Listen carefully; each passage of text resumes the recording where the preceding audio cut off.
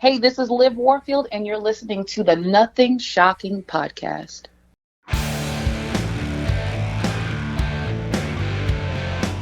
Want to know what's going on in the world of music? Then tune in to the Nothing Shocking podcast, a non-genre based, all ages friendly rock and roll program. Join us weekly for interviews with all your favorite rock stars from the mainstream to the underground. You can find us at nothingshocking.libsyn.com or anywhere you download podcasts.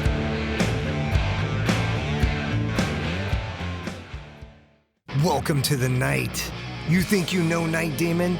Then the Night Demon Heavy Metal Podcast is for you. Step into the darkness as we peel back the curtain to give you an unprecedented, all-access look into the mind and the heart of the demon. We're talking band history, song analysis, studio anecdotes, stories from the road. It's everything a diehard Night Demon fan could want and more. This is the only place to learn the inside scoop, the deep dive trivia, the untold tales from the band members themselves and those closest to the Night Demon story. Need more? The sacred Night Demon Crypt will be pried open to reveal demo recordings that have never before seen the light of day, all with in-depth commentary by the band and the people who were there for the writing and recording process. This is a gold mine, a treasure trove of all things Night Demon. Head over to nightdemon.net or wherever you listen to podcasts. We're putting the band back together. The numbers all go to 11. I'm talking about bands that rock. Led Zeppelin. What about Sabbath? AC/DC. Motorhead. Does that mean it's louder? Is it any louder? Well, it's one louder, isn't it? We're not worthy. We're not worthy. Why don't you just make 10 louder and make 10 be the top number and make that a little louder? These go to 11. I get up off the ground and raise my head. Days like this, think I should be dead. One for Satan, two for me. Let's cheat the devil, it's fun, don't you agree? Welcome to the Nothing Shocking podcast. I'm your co-host, Jeff Unteed, and with me in Dog Bowl Studios is Coach Nez. You can find the Nothing Shocking podcast on Libsyn or any pod catchers. Like our Facebook page or follow us on Twitter at NoShockPod. You can also find the Nothing Shocking podcast on Rock Rage Radio every Sunday morning at 7 a.m. Central Time. Our sponsor is Ragged Records, located in downtown Rock Island, Illinois, and downtown Davenport, Iowa. We'd like to thank the Hong Kong Sleepover for allowing us to use their music for our intro and bumper ending. And our guest is Liv Warfield of... Well, she's been with Prince and the New Power Generation. Roadcase Royale. Yeah, and she's a great solo artist. She's got a couple of amazing records, working on another one. Yeah, absolutely. What a great interview. A semi-local gal from Peoria, Illinois, about an hour and a half yeah, that was south. Amazing. Yeah, south of where we reside. So let's not waste any more time. Let's get to that interview. All right, good night. Good night.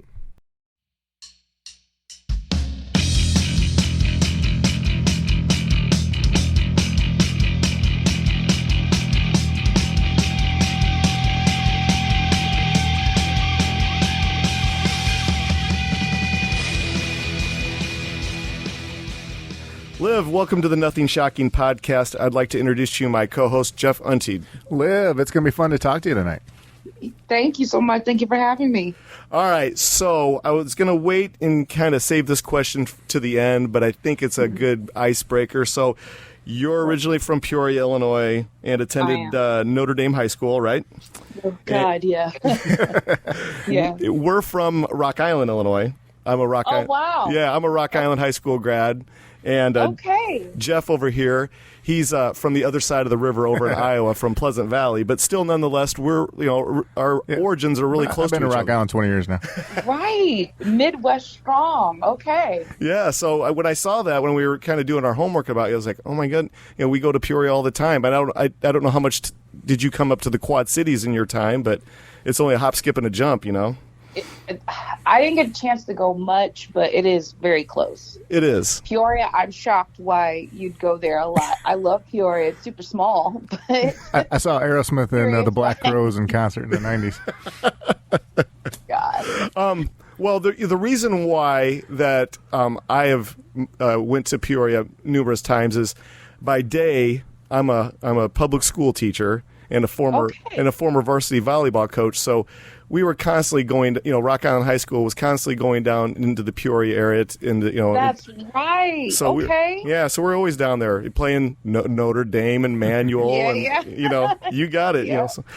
But we also share a common bond as well. Notre Dame used to be Peoria Spalding. Is that correct? Sure. Okay. Yeah, absolutely. So the guy that I did my student teaching with, his name is Jim Sanders. He is the former football coach in the 70s from Peoria Spalding. He moved up to the Quad Cities to be a PE teacher and football coach years ago. So there's some ties between us there. So go figure. Okay. Yeah. So anyway, enough of our hometown stuff here. Yeah. Let's get right into the. All right. As we see inconsistent reporting of COVID-19 and the hindrances caused in the music business, how have you kept yourself busy? I kind of was forced, I was forced to like really write. And I'm kind of the person that likes to be face to face with people. I like to feel the energy. So when COVID shut everything down, I was really forced to like, okay, Liv, you have to get the equipment, go buy all the mics, go buy all the preamps, go buy all these things and like create. So, but it was a good thing for me because it was just something I was uncomfortable with, which kind of pushed me outside of that zone, which I created some really cool stuff. And I'm just really happy about it. But it was hard nonetheless, like really, really very, very hard for me. Like very hard. Because again, I'm used to going to the studios. I like to be in the energy of people, when I'm creating. So it was different. Absolutely. Jeff? Yeah. Well, I saw you had some new singles out with some other artists, Model B and Joon Moon. Can you talk a little bit about the recording of those songs? Oh, yeah. Okay, so I had been going to Paris for like 2 years back and forth, and I was recording this album with Julian DeCourt of Joon Moon.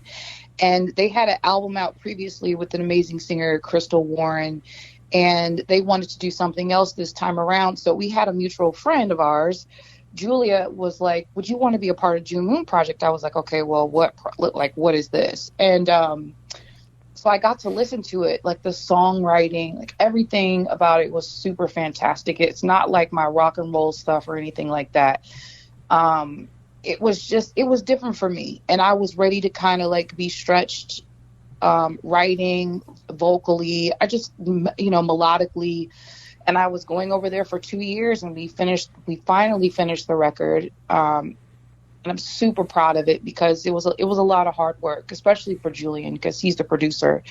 Just, it's very different. It's R&B. It's got definitely like this European, but like pop, electro kind of vibe to it. It's different. I love it though. Yeah. Fantastic. I kind of wanted to bring this back to technology, opposed to going into a proper studio recording where everything is proper, and opposed to now, we see technology in people's homes. We have artists recording, making full albums in their homes or EPs or what have you. And sometimes it kind of comes down to some people shouldn't be making music in their own home. Somehow they're creating this through technology. But, as far as technology goes for you, what is your preference when it comes to recording material? Do you like the comforts of your own home, or do you prefer going back into a proper studio? How does it work? Honestly, I've tried to do it at home. And again, COVID made me do a lot of some of the recordings like I did with Nancy Wilson Apart. I did some of that stuff at home. I would rather be in a studio. Like I'm just kind of old school that way. I don't know what it is about. Well, first off, my neighbors. I asked my husband before if he could hear me outside. He's like, oh my God, I can hear you outside. So I worry about that. That's one thing. And then just, I'm old school in a way that I don't know. There's a comfort for me. And I perform differently when I'm not at home. It's kind of like I have to be outside of my home. Yeah. I prefer that. If I can't, I just got to do what I got to do to get the job done. Period, where I'm here at the house. But I also feel very restricted a little bit sometimes. So yeah, I'm just old school. I'm an analog girl. You can't take that out of me. And I love technology, but I would prefer another way. Oh, fair enough. Yeah. Your last studio album under your name, 2019, is The Unexpected. A little bit of R&B and soul and a rock edge. Talk a little bit about the song The Unexpected. That was co-written by Prince, correct? Yeah. So I was riding, I think, around in Paisley Park, and this was the time I think I had finished like 4 or 5 songs, and my record was kind of close to being finished, and Prince had asked me, he's like, do you have a name for your album yet? And I was like, yeah, I do. I want to call it The Unexpected. He was like, oh, really? He was like, I like that. And he was like, do you have anything for that yet? And I was like, no. And he's like, hold on, I got something for it. I was like, am I going to stop him? Hell no. No. Of course, go, like, please, and like literally, I'm telling you, probably not even 24 hours, I got like a call back, and he just called but didn't really say anything on the phone. He just kind of, I think Josh picked up the phone, and he was just like, listen, and Prince was like, listen to this. Really didn't say much. And it was Third Eye Girl doing their version of Wow. And so I was like, wait a minute, this is killing. So you want me to try to like redo, like there's no way I can redo this, right? Like I can't, And then he said, well, you're right. you come up with your version, like kind of like my response of that. And so the band and I, thanks to Tyrone Hendricks and my band then at the time, we came up with a different kind of response to that, The Unexpected. And I felt like I needed to take this like Tina Turner approach to it, but singing it really slow and just, it was dope. And he liked it. He loved it a lot. He was like, okay, what else you got, No, Yep. fantastic. Great album. Thank you. You're a featured guest on the new Prince album, Welcome to America. Can you talk a little bit more about the recording process for this new Prince album? Sure. So Shelby, Elisa, and I, that process for me went by really fast. Only I say that because I was very new to NPG. It's kind of like I wanted to preserve my spot, so I wasn't going to mess up, do anything. Like, I was nervous, but I also was just kind of like, wow, he's bringing these songs in like super fast. I knew there was something super special about this time, that us girls were being activated to go into Studio A. Like, I'm telling you, when I tell you the songs came quick, they came quick. But I also tell people he trusted us. Like, he definitely would sing the melody and sing the words to us and the lyrics to us. But it's just a genius to see him work, because he knows exactly what he wants, right? And we all know that he can sing everything under the sun, but it is also tonal for him. It is character, it's vibe, it's energy, I think, for him. And he trusted us with those lyrics. He trusted us girls with those lyrics, because he's saying some powerful stuff on this album. And we recorded it all around one mic. And so you could tell the intenseness of us, like, making sure we don't mess up, because we'd have to do it over and over again. So yeah, it was a beautiful process, and it went by really fast for me.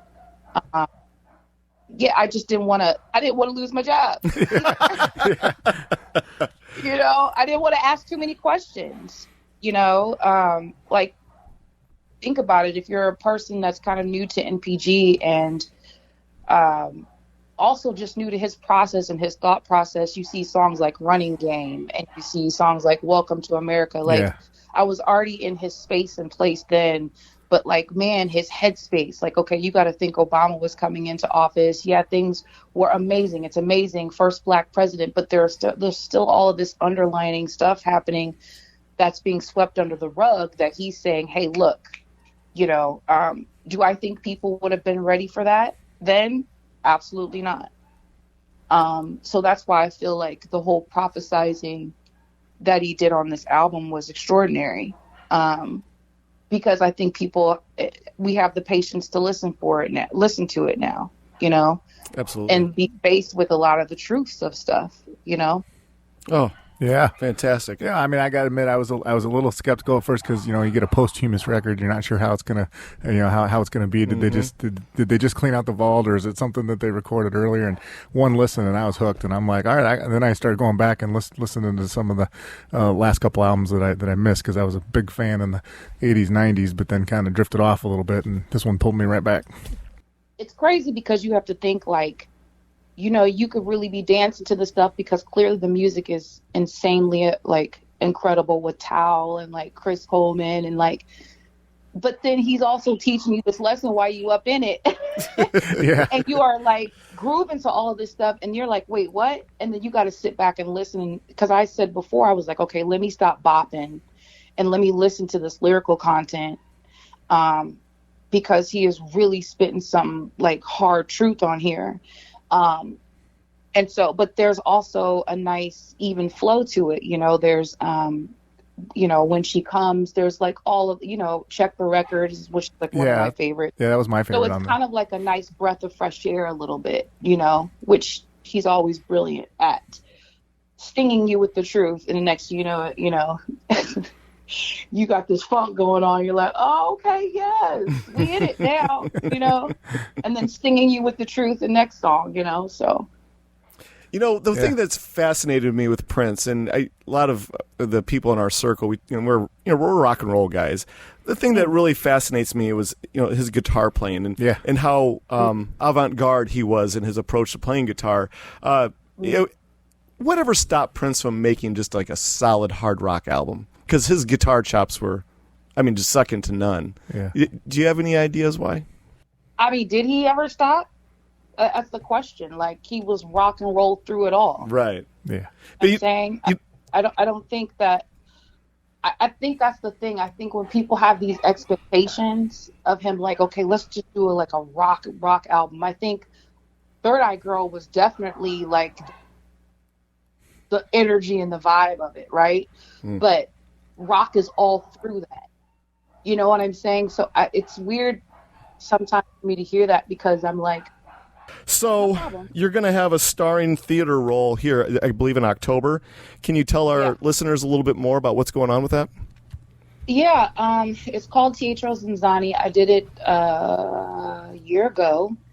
It's dinner theater, so like kind of imagine Cirque du Soleil meets this crazy vocals and comedy with like aerial artists, and it's some really out shit, and I love it. And nice. I don't know, I really have a lot of fun doing it. You know, with me, I like to try to find ways to be as creative and expressive as possible, and I think this theater, Teatro Zanzani, is allowing me the places and spaces to do that as I get older, you know. Things I've been wanting to try, and it's dinner theater, so you get a 3-course meal. It's in Chicago. It's pretty dope. Like, I was scared as hell last year because I'd never done anything like that before. I mean, it's super intimate, but I had the time of my life, so I get to do it again this year. So I'm excited. Is it something that you're going to look at to follow year by year, or is this just so happen to follow a continuous years? How's it going to work out? I think I'm just going to do it as it comes, if I'm available. Like, I happen to be available this time around. So this time, maybe next year, I don't know, because I'm putting my album out next year and God knows what's going to happen after that. So, yeah. Oh, fantastic. Yeah. Awesome. Yeah. I'm a big fan of covers. We talk about that on the show a lot. And Mopop Founders Awards from 2020. There's a video out there of your band doing "Put You Down" by Alice in Chains. Can you talk about that experience? Oh yeah, that wasn't my band. It was. I'm trying to think who all was involved in that house band. It was Ben Smith, some of the players of Nancy Wilson's band, Ryan Waters.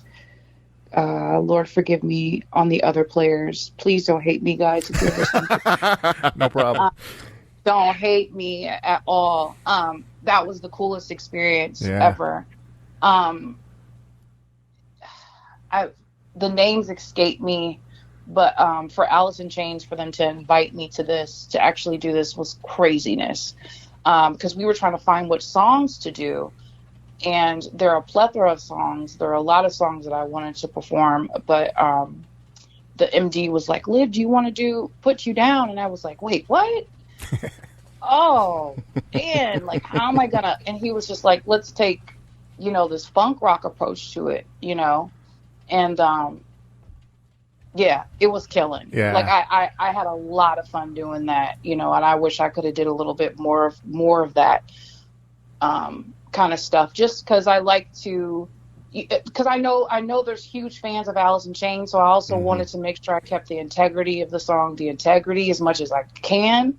Because sometimes I think people look at me clearly as like, R&B, or that's the first thing they think of right off tops. Yeah. So I just, sometimes it's kind of hard to like shape people's mind. They're like, oh, R&B singer, like singing like Put You Down, like Alice in Chains, like what the hell?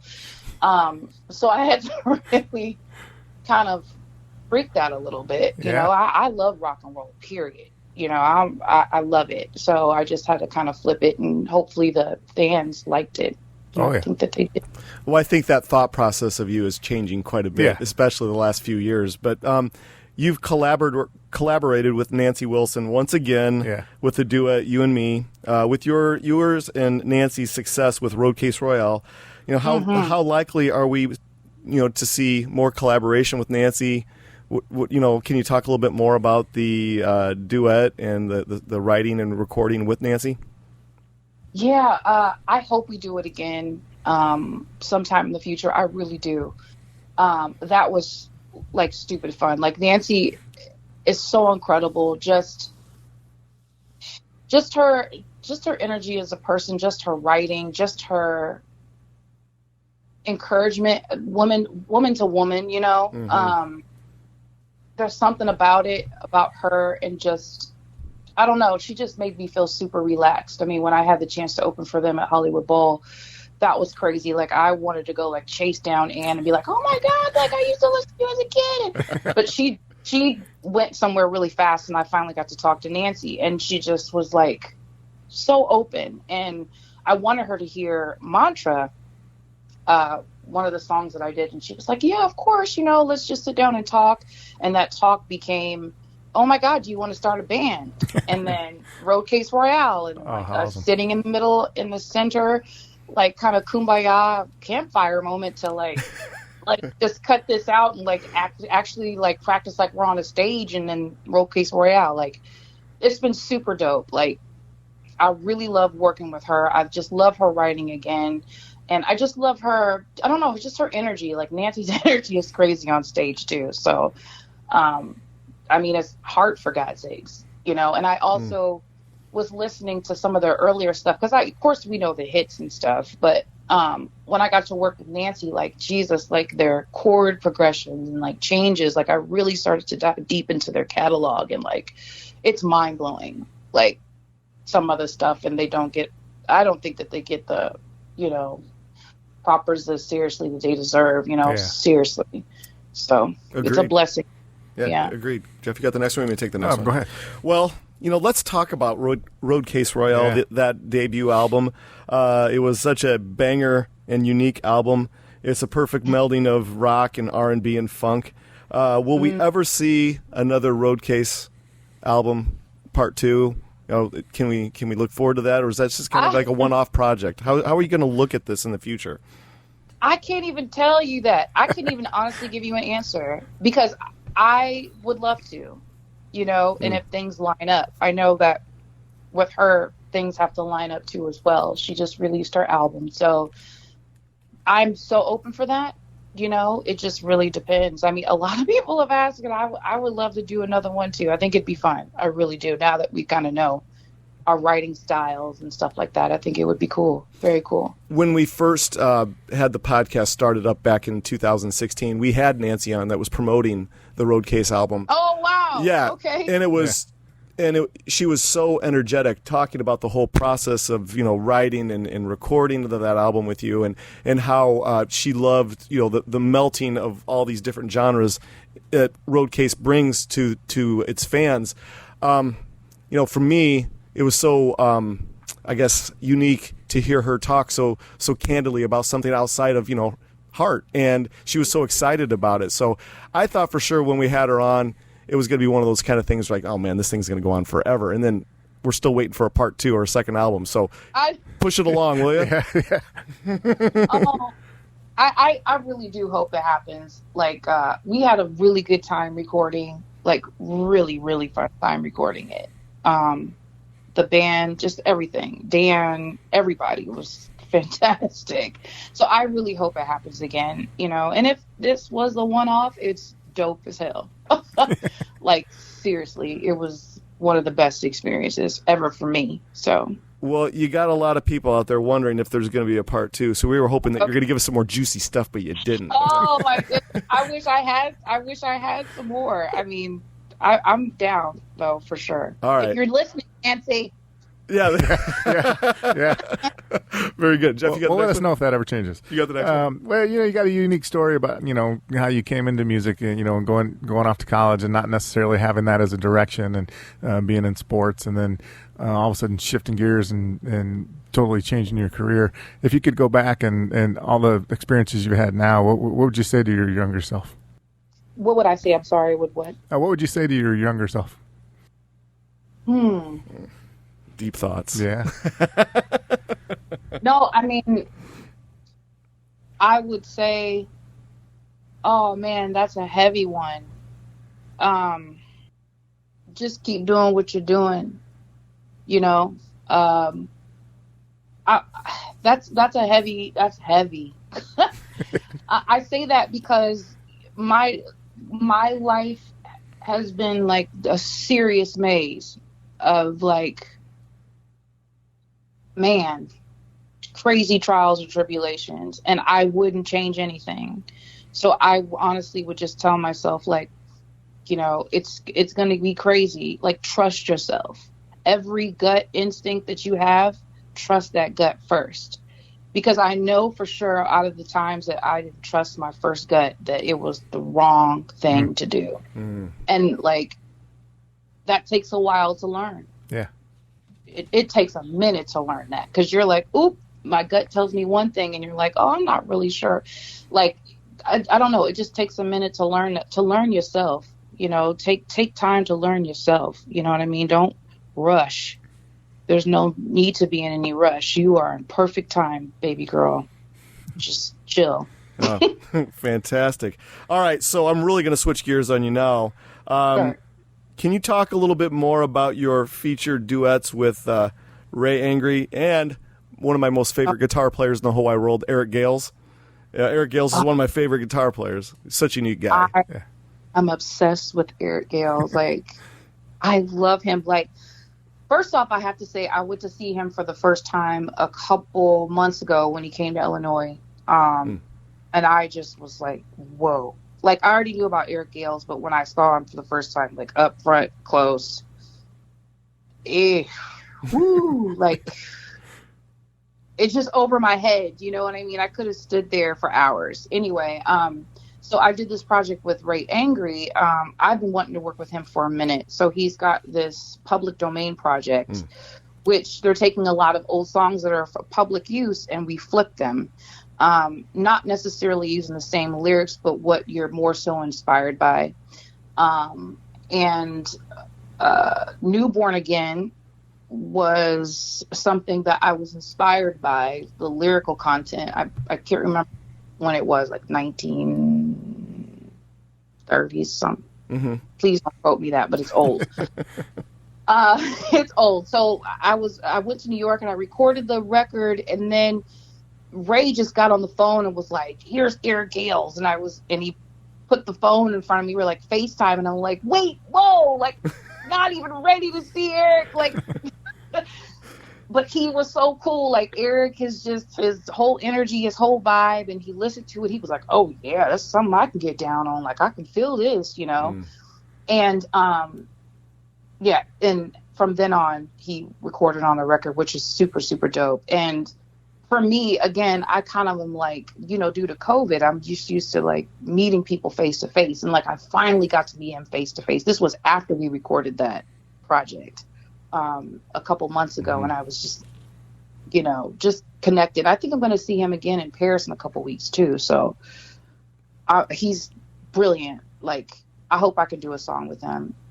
Well, you know, the thing about Eric is what fascinates me, once again, a guitar player that can bring the heaviest of the heavy, can bring the funk, you know, make it as funky as possible, and the blues that guy can play. I mean, it's so soulful.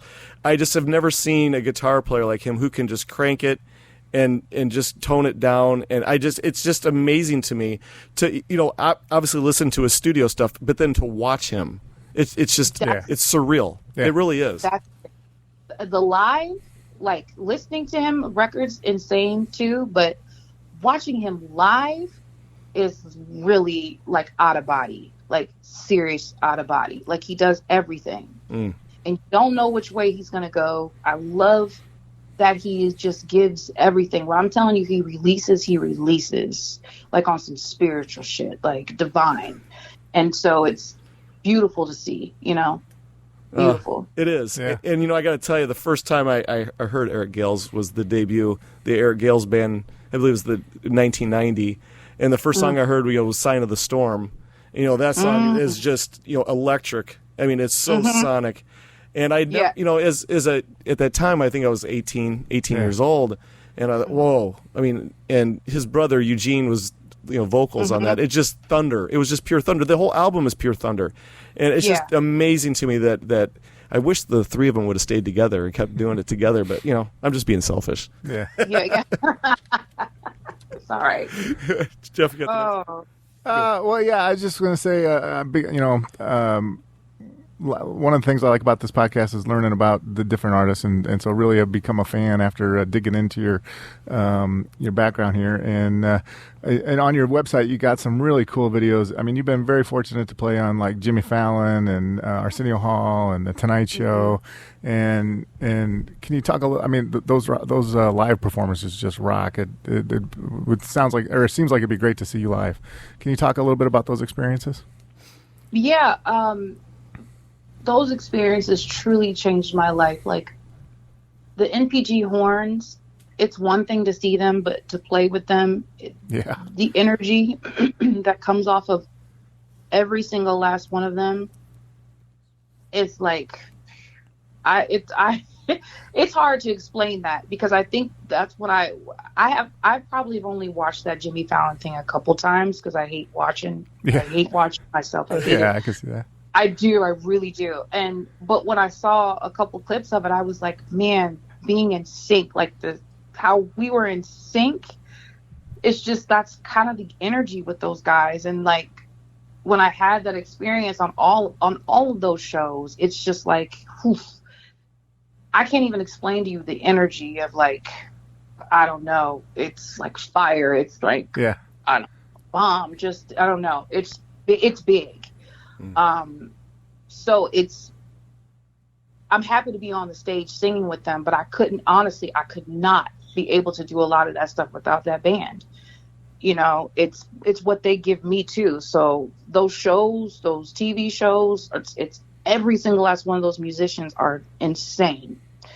And it's just fortunate that we were just all in sync. You know, I always talk about frequency, and Prince always talked about frequency. Everybody should be in a line, and everybody was always in a line with each other. Oh, fantastic. Well, we started this podcast interview with Peoria, and we're going to end this podcast interview with Peoria. All right. So I can say for myself that I've seen many of shows down in Peoria at different venues, big, small, you name it. And let's face it, Peoria does have a pretty good, or it did, had a pretty good music scene. Your thoughts on the Peoria music scene, local scene, as far as local artists go? What do you know about it to this day? Is it still as vibrant as it was? And did that local scene, was it an influence upon you? Oh, baby, I can't even tell you. I'm sorry, Peoria, but I can't tell you about that scene because I didn't grow up in it. Mm-hmm. I know nothing about Peoria music. That's what's so crazy. I started my career in Portland, Oregon, so I know nothing about Peoria scene, and nobody in my hometown really even knows about me singing. So they're kind of like, until that one time I went there to sing with the NPG horns like 5 years ago, and they're like, wait, what?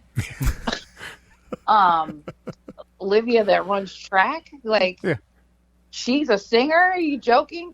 And so that's really the situation. And I know for sure there's insanely talented musicians and songwriters in Peoria that are kind of like hidden in the pockets like I was. Yes. But I just don't know of them, and I'm sorry, I don't know of them. And I really don't know, to be honest with you, I really don't know any venues that in Peoria that has the ability to showcase those musicians, in all honesty and all fairness, as it should be. So, you know, I love my hometown. I really, really do. But I feel like they could do more. You know, they could do more about that. Have you ever thought about going back there, you know, try to find a local establishment to play a one-off at when you come home to visit, or is that ever even a possibility? I did the one time at this place called the Limelight. And then after that, after that for me, there were no other venues that Peoria had to offer. Do you know what I'm saying? I think that for me, and I think also for artists and musicians, you have to allow us these creative spaces. I don't even care if it's Peoria, it's in every city. You know, I think that's super, super important. Especially someone like me who chose a totally different path. You have to like celebrate the arts any and everywhere. And I think that's one of the things that's just kind of dying. It's like celebrating the arts for all these kids who kind of want to go a different path. Not everybody wants to, you know, run track or try to go to the Olympics, which is not a bad thing, but you have to have those spaces and places for creatives. Well, you know, it's funny that you say that, because I really believe here in the Quad Cities that we're really blessed with, you know, there's the Mississippi River Blues Fest, there's the Bix Jazz Fest. We have a lot of those venues, small venues, kind of semi in between the Civic Center type venues.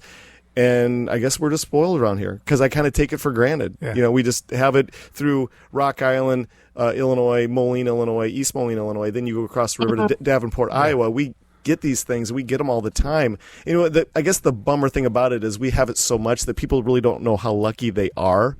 And and we just, sometimes the turnout is really poor, you know, and it's really unfortunate. Yeah. And I think, you know, Peoria does have the Blues Fest, and they have like Summerfest, but you know what I'm saying? These things happen only twice. In the year. And so it's like, okay, where is everybody else supposed to go? Now, whoever is listening to this, who's Quad Cities or Peoria, please DM me and correct me if there are other venues, because I would love to support that. But I just don't know of any, you know, and I would love to be behind something that supports that, you know.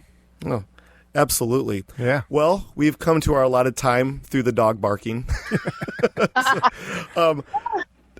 Before we let you go tonight, is there anything that we left off that you would like to plug or promote? No, I think you all have got everything. Oh, fantastic. Yeah.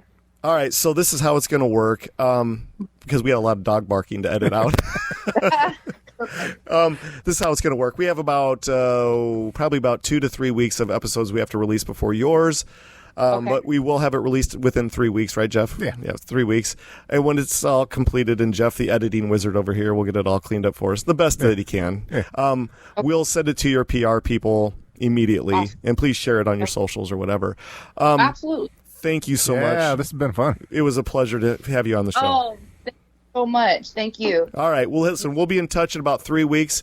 Once again, thank you so much. You were great through the dog barking and everything else. So thank you all so much. Hey, take care of yourself. Good night. All right. Bye-bye. Bye-bye.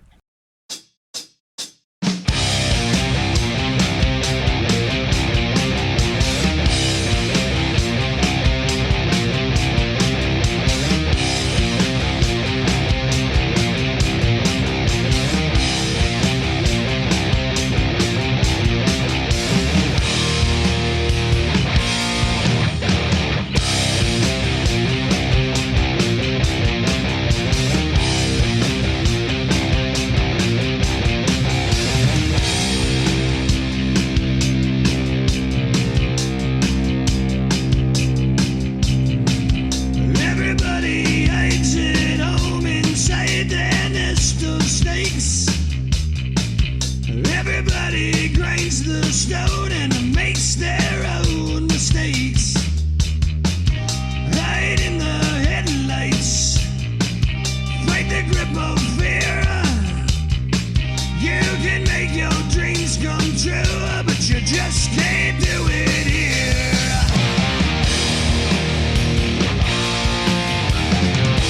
Hey.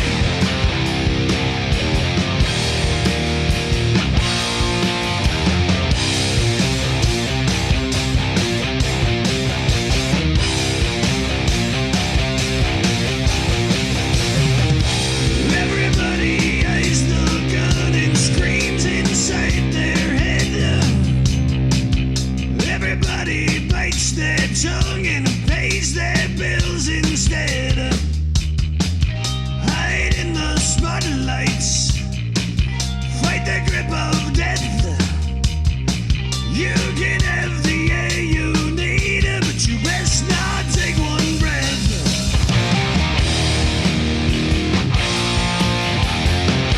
Hey.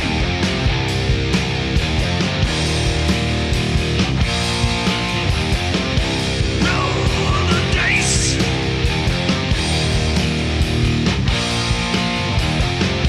Take your chances.